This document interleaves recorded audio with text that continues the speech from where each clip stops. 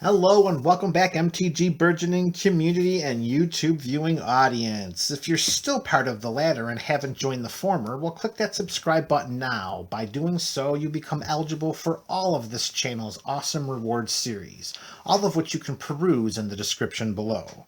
In today's Sunday PHONday video, we are continuing our budget build with Morophon Slivers.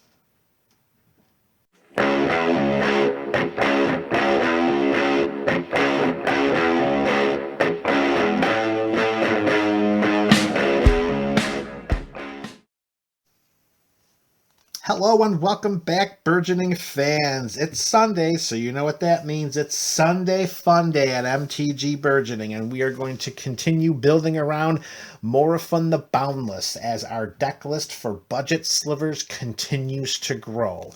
If you missed any of the previous installments of this series, you can click any of the links in the description below, or you can check out the tappedout.net page, also included in the description below. So far, the cards added to this deck, each of which are valued at under $1 according to TCGplayer.com market price. These are the cards already included in this Morophon budget sliver build.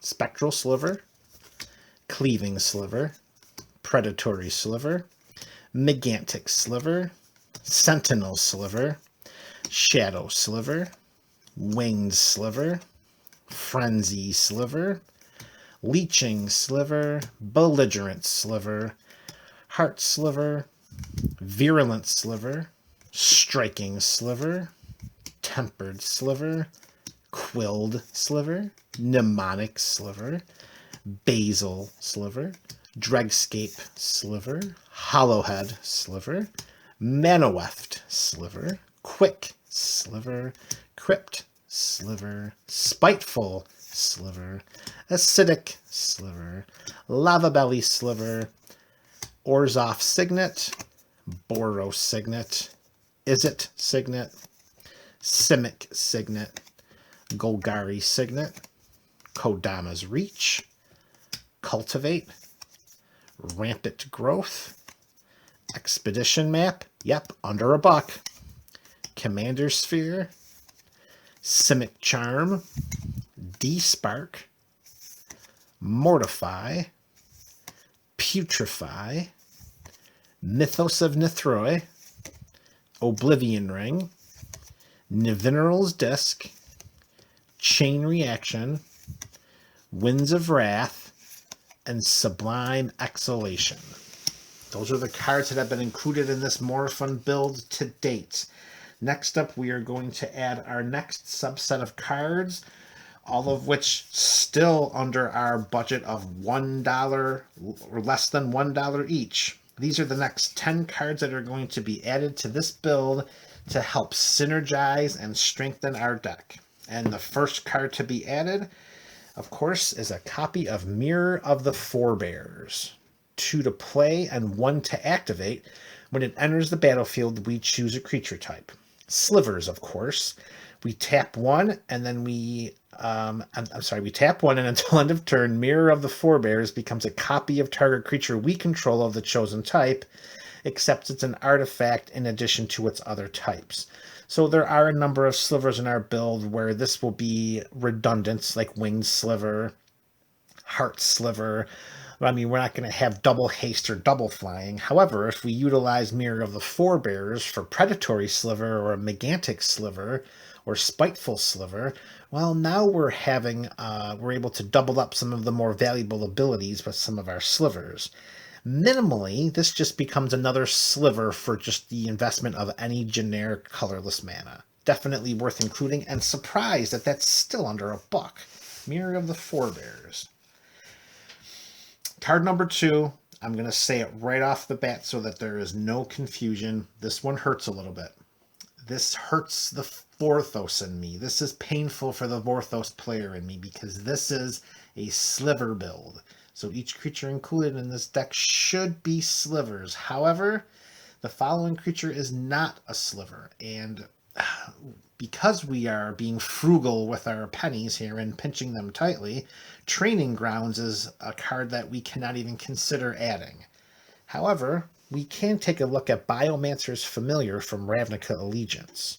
It's a mutant, so I suppose we could make the case that perhaps there's a strand or two of Sliver DNA somewhere within the chromosomes of this mutant. I feel better at night, makes me sleep a little sounder thinking that way. It satisfies the Vorthos player in me. So, we got a 2/2 mutant that reads, activated abilities of creatures we control cost 2 less to activate. This effect can't reduce the amount of mana an ability costs to activate to less than 1 mana. The adaptability does not do anything in this deck because we have no creatures with the adaptability. How Biomancer's Familiar helps with Mnemonic Sliver. Instead of tapping 2, we tap 1 to sack a Sliver to draw a card. Helps with Acidic Sliver. Instead of tapping 2, we tap 1 to sacrifice a creature. There are not many Slivers the Biomancer's Familiar is going to help because of the activated cost of the generic mana. There's only a few Slivers that stretch across, so we're going to have to see how this works. This is a bit of a gamble. Gameplay and play testing will determine whether Biomancer's Familiar is worth adding to the deck. So stay tuned for that, folks. Number 3, we're going to go with a copy of Distant Melody. 3 in a blue, choose a creature type. Of course, we choose Slivers. And we draw a card for each permanent we control of that type. Best tribal draw card in the game. 1 copy, Distant Melody. Next up, we have a copy of Fact or Fiction. 3 in a blue, it's an instant. We reveal the top 5 cards of our library. An opponent separates those cards into 2 piles. We put 1 into our hand and the other into our graveyard. And don't be fooled, Fact or Fiction has all types of politicking that could be involved at the table, particularly if we're trying to answer a threat and we're turning to our opponents to help us do that. Fact or Fiction is a great card to include, and loving that it's around a quarter. Fits the budget of this deck very, very well. Speaking of budget cards that fit this deck and a lot of others, Regrowth. 1 in a green, return target card from our graveyard to our hand. Any card, it doesn't say permanent. Return a card from our graveyard to our hand. No problem at all, including a copy of Regrowth. This next card comes from a cycle that was introduced in Ikoria Lair of Behemoths, and it's a cycle that I absolutely adore, and that's the Mythos cycle. And this card in particular, Mythos of Brakos. It's 2 in double green, which I do understand there's a bit of trepidation in a 5-color budget build to include any spells with double mana symbols in the casting cost. But Mythos of Brakos is too good for what we're looking to include in our deck, so we're going to take the risk and see how it works out. So it's a sorcery, and we return up to 2 permanent cards from our graveyard to our hand. So this is like, a slightly restrictive regrowth, but there's 2 of them. We can't return any 2 cards, but we can return 2 permanent cards. So more likely than not, we're bringing a couple of Slivers back from the graveyard to our hand. However, if we pay blue-black as the 2 generic colorless mana to cast this spell, first we may search our library for a card and put it into our graveyard. So in a way, if we pay the Dimir to go with if we pay with the Dimir colors to go with the double green of the spell, we can pretty much tutor a permanent from our library into our graveyard, return that permanent in addition to another one right to our hand, all for the investment of blue, black, and double green. For CMC, that's pretty reasonable, and it's a card that's under $1. So that's a lot of boxes that Mythos of Brakos checks, and I think the entire Mythos cycle from Ikoria Lair of Behemoths is very undervalued right now. Alright, sticking with our graveyard recursion theme, we're going to include a copy of Fetto Dredging. 3 in a black, return up to 3 target creature cards of the creature type of our choice from our graveyard to our hand. Of course, we're going to choose Slivers, so investing 4 CMC to return 3 Slivers from our graveyard to our hand, that is value all over the place. Very good. All right, moving on. We are up to card number 8, and we're staying with our graveyard recursion. And we're also including a card that has some sweet Sliver artwork, and that's going to be from Modern Horizons, Return from Extinction. For 1 and a black, we choose one of the following 2 modes. We return target creature card from our graveyard to our hand, or we return 2 target creature cards that share a creature type from our graveyard to our hand. So of course we pick Slivers, and for 1 and a black, we're returning 2 Slivers from our graveyard to our hand.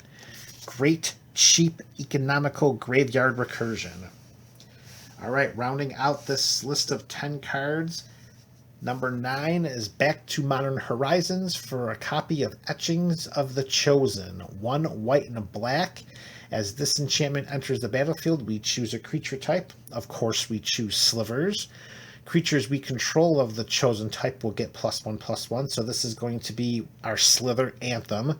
And then we can tap 1 generic colorless mana, sacrifice a creature of the chosen type, so we sacrifice a Sliver, and target creature we control gains indestructible until end of turn. During the course of a game, it will become apparent that some Slivers will be much more valuable than others, and sacrificing a lesser valuable Sliver to the Etchings of the Chosen to grant one of our more valuable Slivers indestructibility for a turn will be very worth it. And plus, that Anthem effect is real nice. All right, last card of this 10 is going to be another Anthem, and it's coming from Core Set 2015, and it's Obelisk of Erd. It's an artifact that has a CMC of 6, however, it has the Convoke mechanic, which means that our creatures can help us cast the spell. Each creature we tap while casting the spell pays for 1 colorless generic mana of that, or 1 mana of that creature's color. As Obelisk of Erd enters the battlefield, choose a creature type. We choose Slivers, of course, and then creatures we control the chosen type get +2/+2. Again, those will be our Slivers. So Obelisk of Erd kind of acts like a double Anthem, and hopefully we have enough creatures in play where we can really utilize the Convoke mechanic. All right, and that is all. 10 more cards to our Morophon Budget Slivers build. So we are only down to about 9 or 10 cards left in our deck list spot before we start installing our land base. Because we've done such a magnificent job pinching our pennies here and really saving on that budget, I think we can allow ourselves the opportunity to splurge a bit with the last 9 or 10 spells that we're going to include in this build. So let's increase our budget. For the next 9 to 10 cards that we're going to include, let's raise our budget from under $1 to between $1 and $2.50. Whoa, I know what you're thinking. Hey, big spender. But we are trying to pinch pennies here. This is a budget build. So leave any suggestions in the comments section below or over on our tappedout.net page for any cards that you would include that cost between $1 and $2.50 that you believe would help strengthen, enhance, and synergize this deck even more than it already is. Is it additional ramp? Is it additional removal? Recursion? Maybe there are more Slivers you would like to include? Let me know in the comment section below. Today is Sunday Fun Day, and we are continuing our budget Sliver build.